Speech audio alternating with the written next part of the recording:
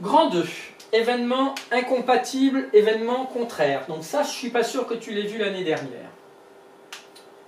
Définition.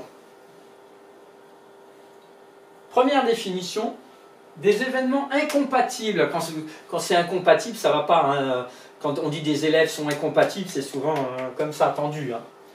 Sont des événements qui ne peuvent pas se produire en même temps, simultanément. Ce n'est pas possible.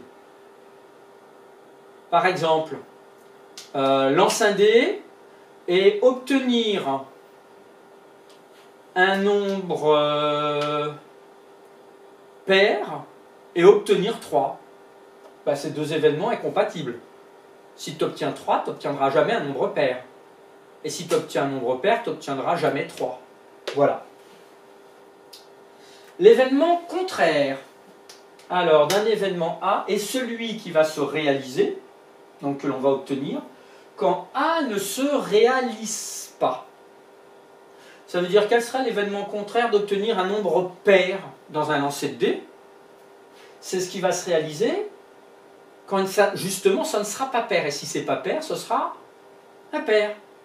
Donc voilà, l'événement contraire d'obtenir un nombre pair dans un lancer de dés, ce sera obtenir un nombre impair. On va mettre des exemples.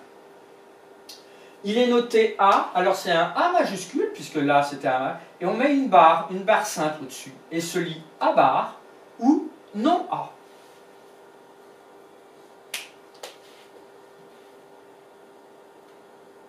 Un trait rouge à côté, c'est deux définitions très vraisemblablement nouvelles.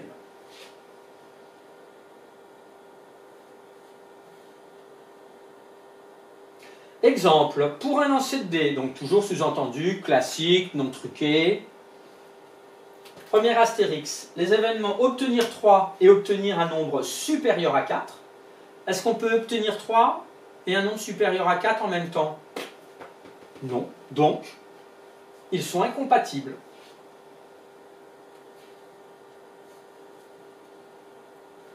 Et un exemple d'événement contraire, bah c'est ce que j'avais dit. L'événement obtenir un nombre impair a pour événement contraire obtenir un nombre pair. Là aussi, dans des exemples, ça te paraîtra plus simple et ça va rentrer doucement en mémoire. Propriétés admises. Première propriété, si on a deux événements incompatibles. Alors, probabilité de A ou B va être égale à probabilité de A plus probabilité de B. Ça, on ne l'utilisera pas beaucoup, cette propriété, cette année, mais elle fait partie des choses à acquérir.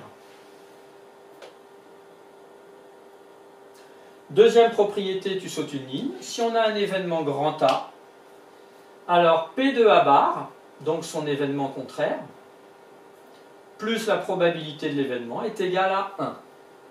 Par exemple, pensez au nombre pair et impair pour le lancer de dés. Si A c'est obtenir un nombre pair, A bar c'est obtenir un nombre impair. Si on fait la somme des deux, on a bien toutes les situations. Donc ce sera un événement certain, c'est égal à 1. Oui, ou alors parfois on le trouve, ça peut être pratique dans des exercices où P de A bar égale 1 moins P de A.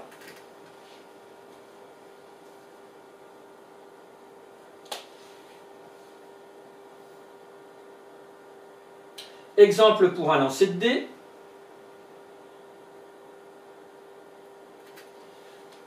Premier exemple, P d'obtenir 5 plus P d'obtenir un nombre pair. Alors, obtenir 5 et obtenir un nombre pair, ce sont bien des événements incompatibles. Là et là, ils sont incompatibles. Tu peux te marquer en dessous ici. Événements incompatibles. Ils ne peuvent jamais avoir lieu simultanément. Puisque 5 est impair, donc il ne peut pas être en même temps pair. Donc à ce moment-là, ça va être égal à la probabilité d'obtenir 5, c'est bien un sixième, plus la probabilité d'obtenir un nombre pair, c'est bien 3 cas favorables sur 6 possibles, ça fait 4 sixièmes. Je pourrais simplifier, je l'ai laissé comme ça. Maintenant, je vais comparer avec ceci. Là, je viens de calculer ça. Ça, c'est si on avait P de A plus P de B, en quelque sorte. A et B étant incompatibles. Maintenant, je vais faire P obtenir 5 ou un nombre pair. Donc ça veut dire que là, je vais faire P de A ou B.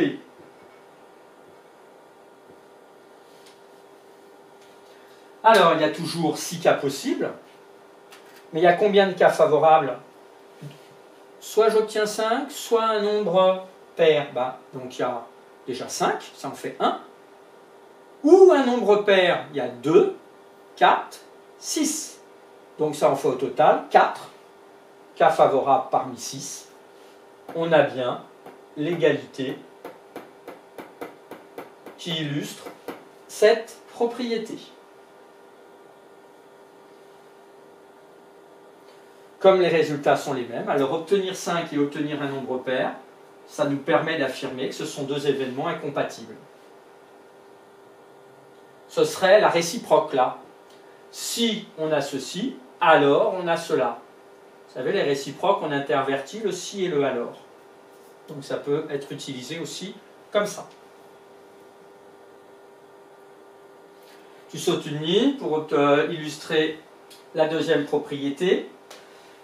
Probabilité d'obtenir un nombre impair et probabilité d'obtenir un nombre pair. Là, j'ai écrit en abrégé, pareil, pour que ça tienne sur ma diapositive. Donc là, ce sont bien des événements contraires. Donc là, tu peux te mettre une... Donc là, on a en fait tu marques événements contraires. Alors, je vais peut-être un peu vite. Quelle est la probabilité d'obtenir un nombre impair? Il y en a 3 parmi 6. On obtient 1, on obtient 3, on obtient 5 au lancer de dés. Donc 3 cas parmi 6. Nombre pair, on peut avoir 2, on peut avoir 4, on peut avoir 6 parmi un total de 6. Donc ça fait 3 sixièmes plus 3 sixièmes, 6 sixièmes. On trouve bien un total de 1.